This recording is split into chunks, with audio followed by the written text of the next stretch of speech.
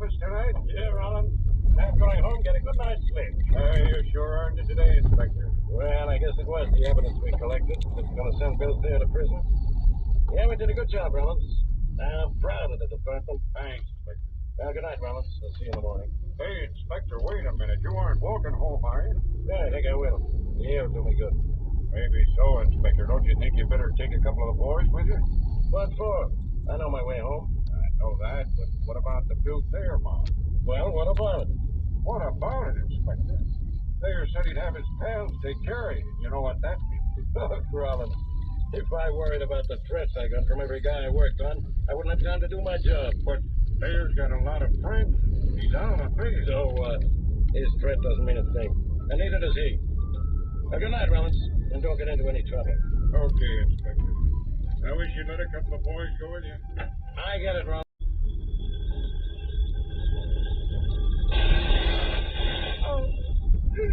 Inspector Faraday! Inspector Faraday!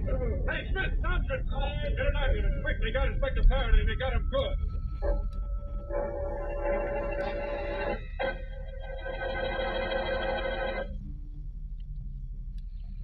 And now meet Dick Calmer as Boston Blackie. Enemy to those who make him an enemy. Friend to those who have no friend.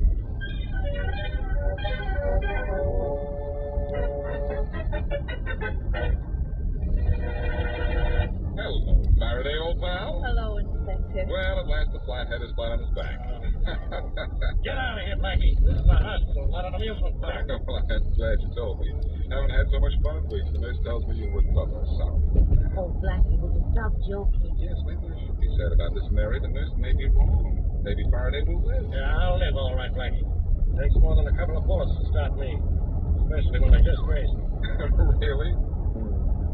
Bullets can't stop you, but a simple question can all the time. Oh, now, Blackie, you stop. You didn't come in here to tease the Inspector. No, but let me enjoy myself before I tell him the bad news. Bad news? What bad news? Well, I might as well tell you now, Faraday. You probably haven't realized it yet, but this is one case I'm going to solve without interference from you. Interference is me, Charge, and I'll get fair for this, too. You lay off here. Not very well. Oh, Blackie, why don't you be honest with the Inspector? All right. I guess you're right. Listen, Faraday, I'm serious about this. Yeah?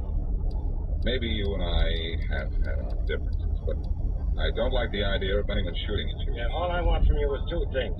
Stay away from Thayer, and leave me alone right now. All right, Faraday. That's the way you feel about it. Come on, Mary. And don't come back, either one of you. We won't, Faraday. I'll be too busy getting Thayer to trying to get you. If I find out you're even down in Thayer's neighborhood, Blackie, I'll have you arrested. What's the matter, jealous? I'm jealous. Faraday, Inspector Faraday, what's the matter? That guy there is what's the matter. Well, the matter is sleeping. So long, pal. Inspector Faraday, I'm terribly sorry. About what?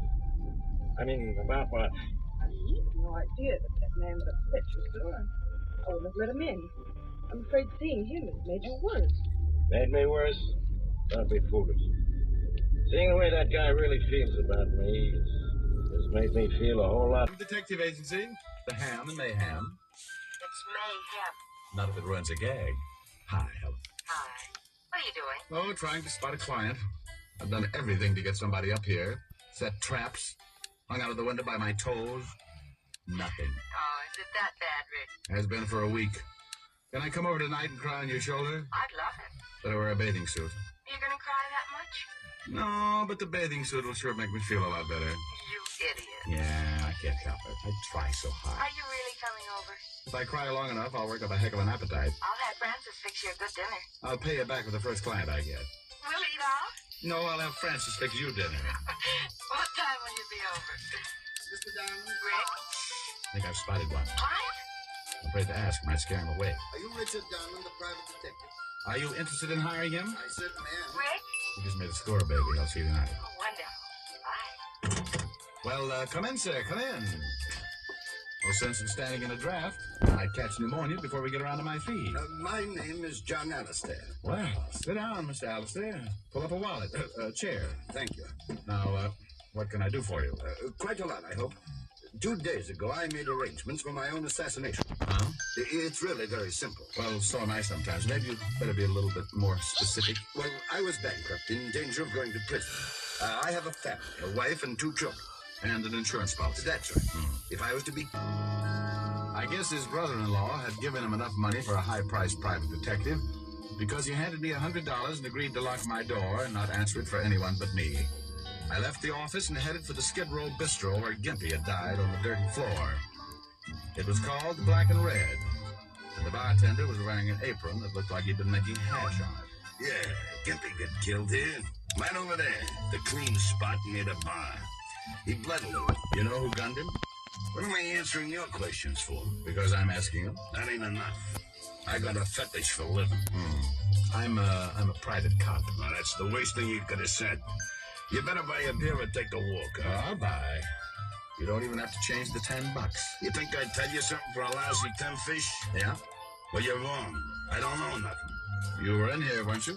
Yeah, on my stomach behind the bar. You saw it start, didn't you? You want me to tell you as much as I know? Unless you want to play another tune. We could dance. $10 for what I know? You don't think it's worth it, huh? Nah. But I seen the 10. I gets tired hard. One and pulls a gun. Gimpy tries to climb the bar, and he must have been halfway over when a guy cut him in two. By then, I was flat on my face waiting for mine. But these two guys took off, and I called the cops. Wait the 10? You don't remember what either one of the guys looked like? Nah, I was minding my health. Okay, thanks. Hey. Yeah? I don't know whether it means nothing, but the guy who killed Gimpy was wearing a small red flower in his buttonhole. A red flower like a rosebud. I remember it. Funny a guy like that should be wearing a pretty flower.